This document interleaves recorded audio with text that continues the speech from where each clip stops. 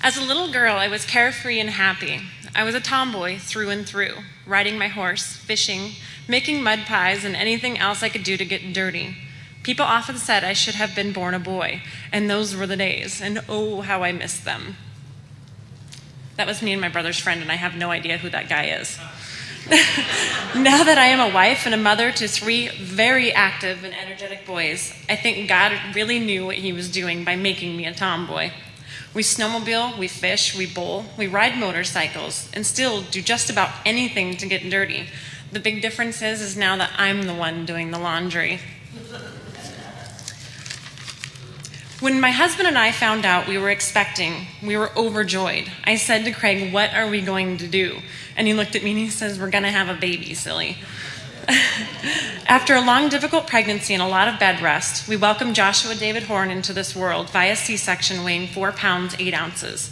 We went home with our bundle 4 days later. Our boys welcomed Joshua with excitement and love. Caleb, my oldest, would come home from school and rock and feed him. Thorin, my youngest, couldn't wait to hold him, and Jacob would say how nothing could hurt Joshua as long as Jacob was wearing his protective Spider-Man suit. Josh was spoiled because someone was always holding him. We had a great time sharing Joshua with our family and our friends. We would take him for walks in the stroller, often greeting neighbors and friends, and Josh was so tiny that we didn't take him many places, as after 2.5 months, Joshua was only 10 pounds. I think the thing that weighed most about him was all the hair on his head. The morning of June 24, 2009 started out seemingly normal. I awoke in the early hours of the morning and played with Joshua. He would kick his legs up and look up at me with excitement. I can still hear every breath that he took. I remember him looking at me, and he would look up and he would start kicking, and he'd look away, and then he'd look back up at me, and it was just a very sweet moment. I held him and fed him and laid him back down while I got ready for work. Little did I know that was the last time that I would see or touch my son when he was alive. I came back 40 minutes later and woke my husband to say goodbye. We both looked over at Joshua and instantly knew something was wrong. As Craig did CPR on our son, I begged for God to take me instead. What could have happened to our baby boy? It took months to find out that our son had died from SIDS, or sudden infant death syndrome. SIDS is diagnosed after a complete autopsy and thorough investigation of the death scene. It is a diagnosis of exclusion. Until recently, SIDS has remained a mystery. In February 2010, I received a phone call from my dear friend at the CJ Foundation for SIDS. She asked me to sit down as she had some major information that would change the way that we thought about SIDS. They found a direct link between SIDS and low serotonin levels. Serotonin controls the heart rate, the breathing, and the alertness in infants. Without it, they will die in their sleep. Every 2.5 hours, a baby dies in the U.S. from SIDS, making it the leading #1 cause of infant deaths between 1 month and 1 year. Claims over 2,500 babies a year. I'm going to share some tips with you to help keep your baby safe. This is vital information for caretakers, parents, grandparents, and siblings. Remove all objects from your baby's crib. Use only an approved crib and mattress. Always lay your baby to sleep face up. Since 1994, they started the Back to Sleep campaign, and we have been able to successfully reduce SIDS deaths by 50%. I don't think that's just chance. Remove all loose bedding, stuffed animals, bumpers, pillows from the crib. Consider using a wearable sleeper or a halo sleep tech. And I know that bumpers look really great. They're cute. But some states are actually even looking at outlawing the use of them because they are dangerous. Did you know that overheating is a major risk factor for SIDS? Dress your baby in as much as you would wear.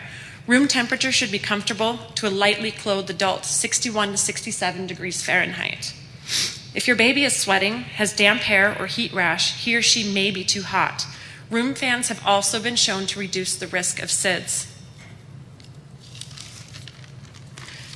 Please never share sleep surfaces, but feel free to share the same room. I know it's tempting to allow your baby to sleep with you, but don't do it.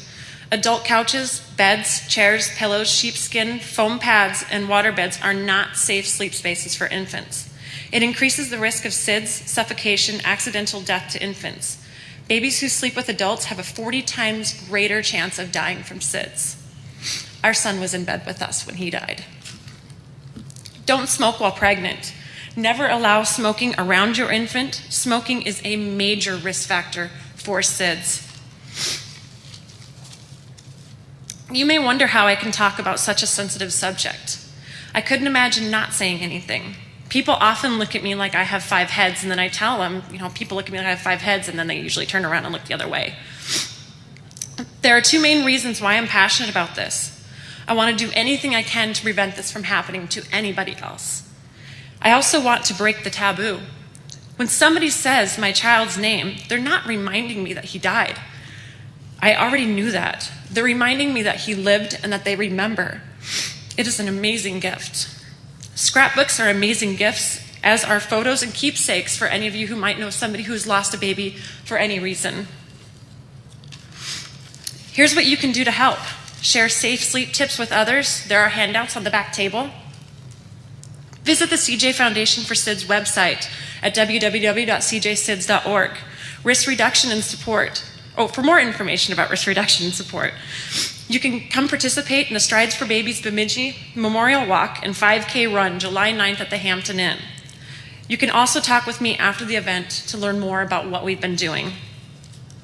As a community, let's work together to bring more awareness about sleep for babies. Thank you for the opportunity to share my son and my family with you. I also want to take some time to thank Paul and Sarah Deal, even though they're not here. They did send me a very nice text message before I got here. But there's other things. We do a bake sale during Christmas. We go caroling for a cure. We have horses in a cart, and we go around and we drop off SIDS information. And we have a celebrity servers event that we just raised $2,000 in 2 hours last week, which is amazing. Thank you, everybody, for your time.